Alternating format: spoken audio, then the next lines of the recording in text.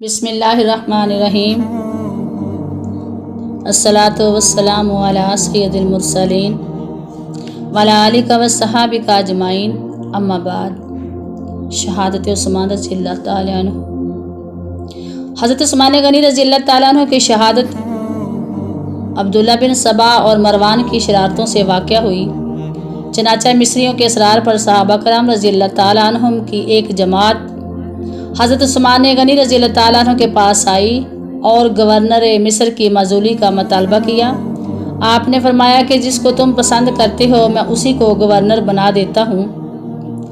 انہوں نے حضرت محمد بن ابو بکر رضی اللہ تعالیٰ عنہ کی طرف اشارہ کیا۔ آپ نے محمد بن ابو بکر رضی اللہ تعالیٰ عنہ کو گورنر بنا کر مصر روانہ کر دیا، اور ان کے ساتھ مہاجرین و انصار کی بھی ایک کثیر تعداد روانہ ہوئی تاکہ وہاں کے حالات کا جائزہ لیں۔ ادھر مروان نے مصر کے پہلے گورنر کو ایک خط لکھا جس میں تحریر کیا کہ یہ خط امیر المومنین کی طرف سے ہے۔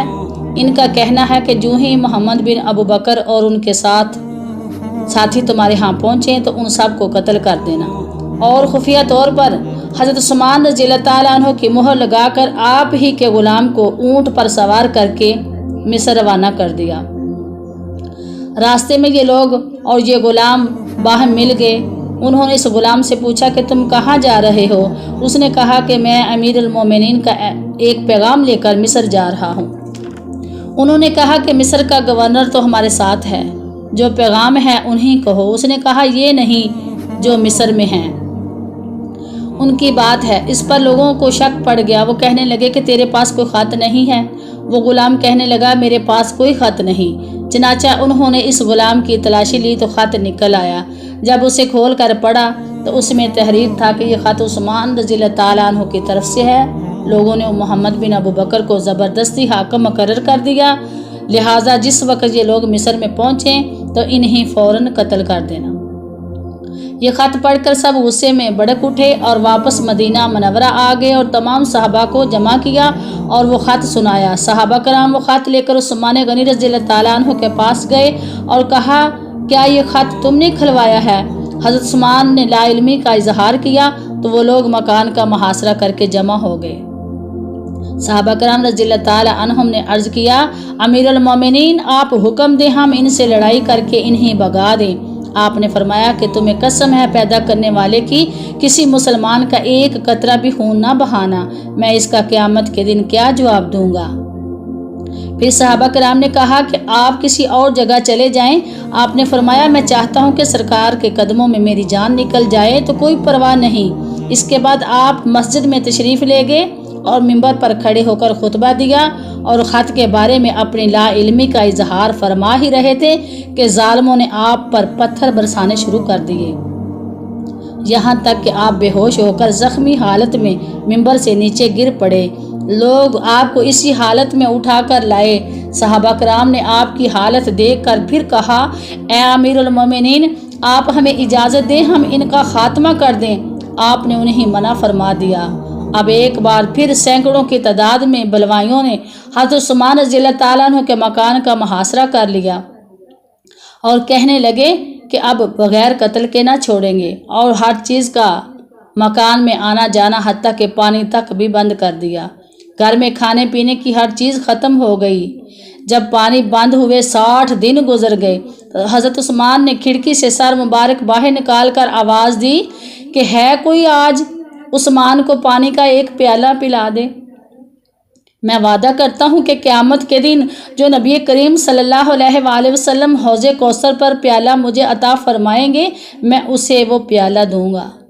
چنانچہ جب حضرت علی کرم اللہ وجہہ الکریم کو پتہ چلا تو آپ نے 3 مشکیں پانی سے بھریں، اور جب آپ کے مکان کے قریب پہنچے تو ان باغیوں نے مشکوں پر برچھے مار کر انہیں چھلنی کر دیا، جس سے سارا پانی بہہ گیا۔ اس کے بعد حضرت ام المومنین ام حبیبہ رضی اللہ تعالی عنہا بھی پانی کی ایک مشک لے کر خچر پر سوار ہو کر آئیں، مگر ان ظالموں نے ان کی بھی پرواہ نہ کی اور خچر کے منہ پر چھڑیاں ماری، جس سے وہ ایسا بھاگا کہ حضرت ام المومنین بے مشکل گرنے سے بچی۔ یہ دیکھ کر لوگ گھبرائے اور کہا خدا تمہارا کھانا خراب کرے، ازواج نبی کا تو کچھ خیال کرو۔ اس پر اہل مدینہ کو بہت غصہ آیا اور تلواریں لے کر حضرت عثمان غنی رضی اللہ تعالیٰ عنہ سے عرض کی کہ اب تو ازواج رسول کی بھی بے حرمتی ہونے لگی، ہمیں لڑنے کی اجازت دو۔ آپ نے منع فرمایا، پھر منع کر دیا، حتیٰ کہ پانی بند ہوئے 40 دن گزر گئے۔ اس کے بعد ظالموں نے آپ کے مکان کو آگ لگا دی، گھر والے گھبرا اٹھے، بچے رونے لگے۔ عثمان غنی رضی اللہ تعالیٰ عنہ اس وقت نماز پڑھ رہے تھے، گھر جل رہا تھا، مگر عثمان کی نماز میں ذرا بر فرق نہ آیا۔ اس کے بعد آپ نے قرآن مجید کی تلاوت شروع کر دی اور چند باغی دیوار پھاند کر مکان کے اندر داخل ہو گئے، جن میں محمد بن ابی بکر نے آپ کی داڑھی کو پکڑ کر ہلانا شروع کر دیا۔ آپ نے فرمایا، اگر تیرا باپ آج زندہ ہوتا تو کبھی ایسا نہ کرتا، چنانچہ وہ تو اس بات سے شرم کھا کر بھاگ نکلا۔ ایک ظالم سواد بن حمران نے آپ کا گلا گھونٹا اور ایک نے آپ کے چہرے پر تمانچے مارنے شروع کر دیے، مگر واہ عثمان، تیرے حوصلے پر صدقے، تیرے صبر پر قربان، اف تک نہ کی۔ پھر اس نے تلوار کا وار کیا، جس سے آپ کی زوجہ حضرت نائلہ رضی اللہ تعالی عنہ کی انگلیاں روکتے ہوئے کٹ گئیں اور آپ کا اپنا ہاتھ بھی کٹ کر زمین پر گر گیا۔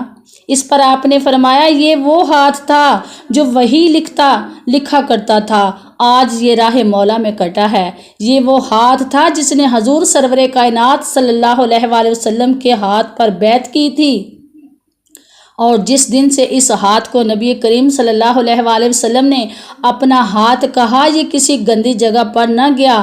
آپ نے فرمایا، او بے خبر، ذرا اس ہاتھ کو اچھی طرح دفن کرنا۔ اس کے بعد ایک اور ظالم نے آپ پر برچھے کے وار کرنے شروع کر دیے اور خون کا پہلا قطرہ قرآن مجید کی اس آیت فَسَيَكْفِيكَهُمُ اللَّهُ وَهُوَ السَّمِيعُ الْعَلِيمُ پر گرا۔ اس طرح آپ تلاوت قرآن مجید اور کلمہ شریف کا ورد کرتے ہوئے 18 ذوالحج 35 ہجری بروز جمعۃ المبارک کو جہاں جامع شہادت نوش فرما گئے۔ اِنَّا لِلَّهِ وَإِنَّا إِلَيْهِ رَاجِعُونَ۔